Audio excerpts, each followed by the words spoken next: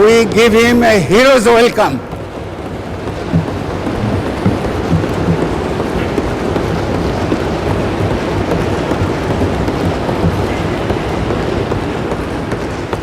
দুঃসাহসিক বাজেট প্রদান করার জন্য অর্থমন্ত্রীকে স্যালুট। বিসমিল্লাহির রহমানির রহিম।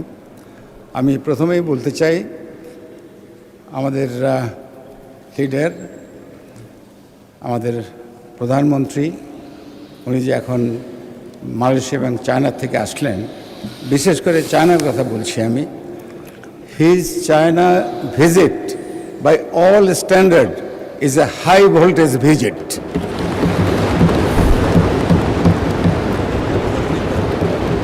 এবং ওখানে নেতৃবৃন্দের সঙ্গে, বিশেষ করে মিস্টার শি জিনপিংয়ের সঙ্গে ওনার যে আলাপ আলোচনা হয়েছে, যা আমরা টিভিতে দেখেছি, ট্রুলি ড্যাজলিং ডিসকাশন। এবং সেই জন্য দেশবাসীর পক্ষ থেকে, হাউজের পক্ষ থেকে ওনাকে আন্তরিক ধন্যবাদ দিচ্ছি, কৃতজ্ঞতা জানাচ্ছি, এবং we give him A heroes welcome.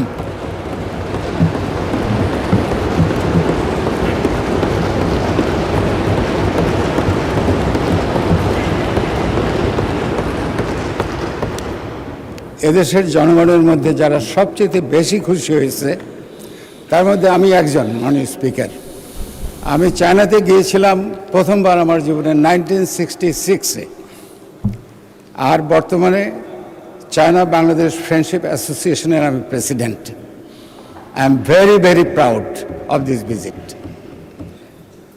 মাননীয় স্পিকার, আমি স্মরণ করতে চাই মহান স্বাধীনতার ঘোষক, বহুদলীয় গণতন্ত্রের প্রবক্তা শহীদ প্রেসিডেন্ট জিয়াউর রহমান এবং গণতন্ত্রের মা তথা আপসী নেত্রী ম্যাডাম খালেদা জিয়া, ওনাদের বিদেহী আত্মার মাগফিরাত কামনা করছি।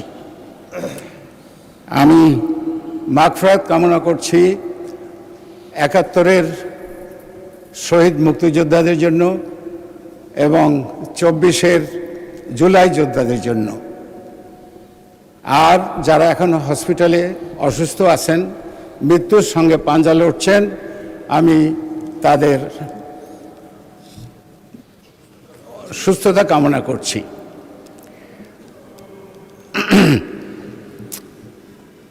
মাননীয় স্পিকার, আমি ধন্যবাদ দিচ্ছি আমাদের মাননীয় প্রধানমন্ত্রীকে, যিনি আমাকে আজকে এখানে দাঁড়িয়ে কথা বলার সুযোগ করে দিয়েছেন।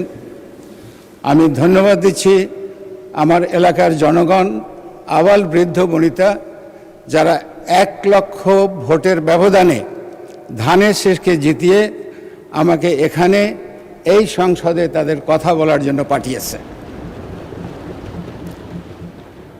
এই সংসদ হলো সেই সংসদ, অনন্য সংসদ, যেখানে বিগত ফ্যাসিস্ট সরকারের আমলে এখানে এমন কেউ নয় যে অত্যাচারিত হয় নাই, নির্যাতিত হয় নাই।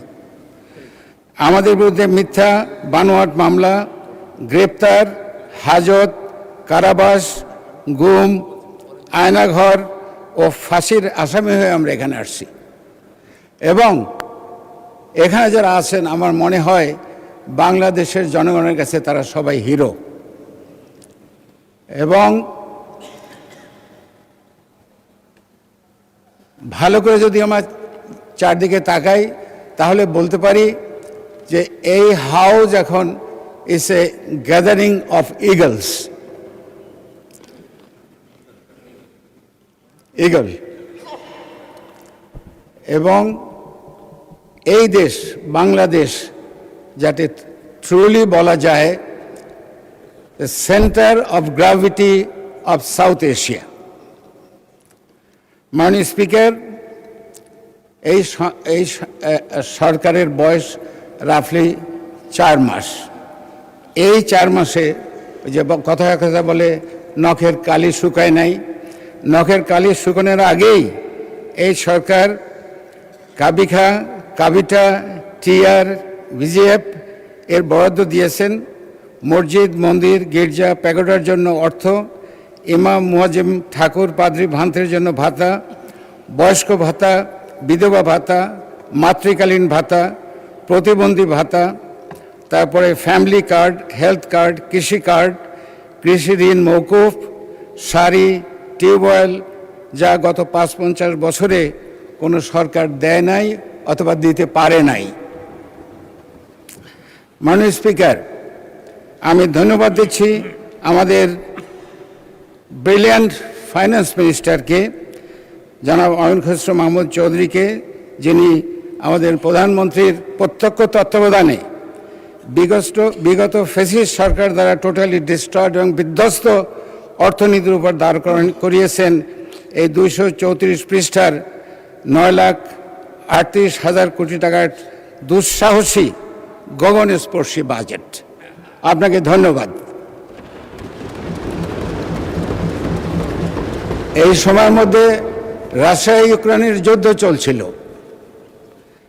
আমেরিকা, ইসরায়েল, ইরান, মধ্যপ্রাচ্যে যুদ্ধ চলছিল।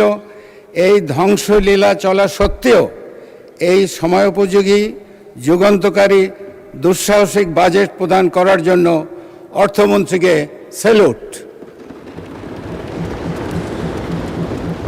মাননীয় স্পিকার, এই বাজেট শিশু বান্ধব budget. I am running short of time, আমাকে কাট ডাউন করতে হবে, আমি এলাকার কথা বলতে হবে। মাননীয় স্পিকার, দক্ষিণ অঞ্চল, বিশেষ করে পটুয়াখালী অনুন্নত এলাকা, এবং শহীদ প্রেসিডেন্ট জিয়াউর রহমান এই এলাকার উন্নয়নের জন্য সেই পটুয়াখালী ডিস্ট্রিক্টে তার নিজের জেলা উনি ডিক্লেয়ার করেছিলেন। এবং তারপরে ম্যাডাম খালেদা জিয়া যখন ক্ষমতায় ছিলেন তখন বাংলাদেশের 64টা জেলায় অনেক জেলায় উনি যেতে পারেননি, কিন্তু পটুয়াখালীতে উনি তিনবার গিয়েছিলেন এবং পটুয়াখালীর উন্নয়নের জন্য উনি কখনো কোনো বাজেটে না বলেন নাই। আমরা অত্যন্ত কৃতজ্ঞ। যাই হোক, উন্নয়নের জন্য যে কথাগুলো আমি বলবো, সময় খুব কম, সেজন্য আমি একটু তাড়াতাড়ি পড়ে যাচ্ছি।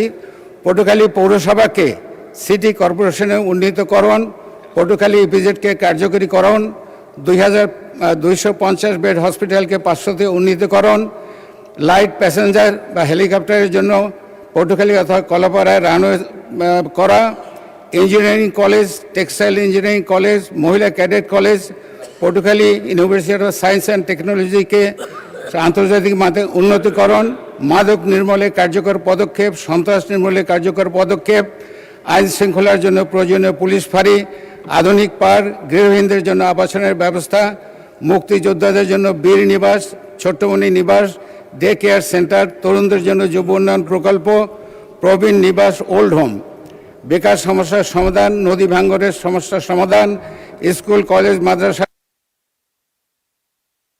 ধন্যবাদ মাননীয় সদস্য।